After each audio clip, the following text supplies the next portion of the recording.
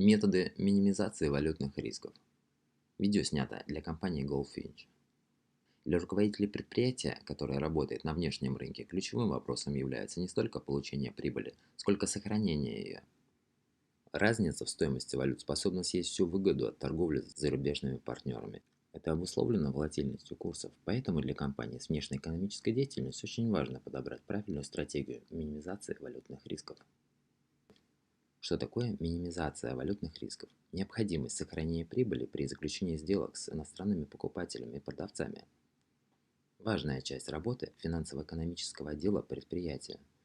Чтобы исключить ситуации, когда контракт заключен с учетом одной стоимости рубля, а исполнять его приходится уже при другой.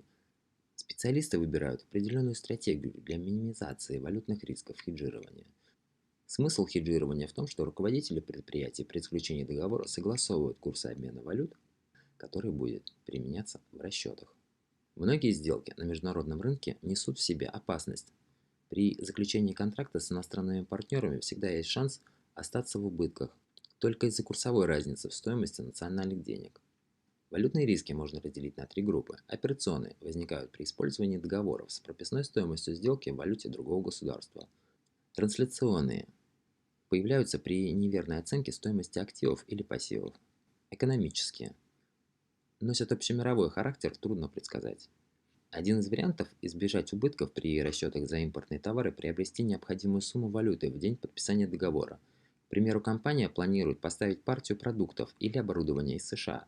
Чтобы ее оплатить, в день заключения договора будут закуплены доллары. Таким образом, предприятие при переводе денег по контракту страхует себя от убытков, так как расчеты приходят в национальной валюте продавца. Необходимо минимизировать валютные риски для бизнеса, так как отсутствие планирования способно негативно повлиять на дальнейшую работу компании. Основные причины для страхования от валютных рисков. Потеря денег.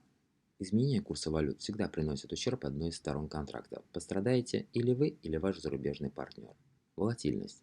Если договориться об оплате за поставки в долларах или евро, то конечная прибыль непредсказуема. Мировые валюты также колеблются. В течение недели изменения стоимости могут достигать 3–5%. Страх больших сумм. Для крупных контрактов и валютные риски будут изменяться. Не каждая компания готова заключить сделку на 1 миллиард долларов и потерять при этом на курсовой разнице несколько миллионов. Поэтому даже незначительные потери, составляющие не более 2% от стоимости договора, обернутся для предприятия ущербом. На 1 миллиард 0,2 равны 20 миллионам долларов. Специалисты рекомендуют страховать не только валютные риски, но и вероятность изменения цен на сырье, металлы, продовольствие. Такой способ сохранения прибыли закреплен законодательно в некоторых зарубежных государствах. Теперь рассмотрим методы и инструменты для снижения валютных рисков. Возможную убыточность контрактов с иностранными партнерами страхуют. Есть несколько работающих инструментов снижения рисков изменения курса. Страховой полис специальной компании, соглашение о курсе валюты в договоре, валютные оговорки. Форвардные операции. Выбор валюты оплаты в условиях контракта. По сути, все перечисленные инструменты тем или иным способом фиксируют действующий на момент подписания контракта валютный курс, но ни один не гарантирует результата 100%. Поэтому экономисты рекомендуют применять несколько страховых методов одновременно. Обычно методы хеджирования делят на внешние и внутренние. К первым относятся срочные контракты, где применяют опцион, forward или futures, расширяют набор применяемых операций, а выплаты ускоряют или придерживают. Вторая группа методов снижения финансовых потерь от волатильности валют направлена на оптимизацию деятельности самого предприятия. Страхование рисков, увеличение ликвидности контрактов, оценка активов и пассивов в портфеле сделок, администрирование, оценка риска и колебания стоимости валют, техническое обеспечение. Бизнес должен вести деятельность с учетом большого количества факторов. Валютные риски – одни из них. В стратегии развития должны быть учтены все ситуации, которые могут отразиться на финансовом состоянии компании. Предприятие прогнозирует не только будущую разницу в стоимости валют, но и вероятность спекуляции на финансовых биржах, а также законы перераспределения денежной массы между странами. Теперь подведем итоги. Стремясь снизить валютные риски, компании не надо забывать о том, что сделка должна быть не только безопасной, но и прибыльной.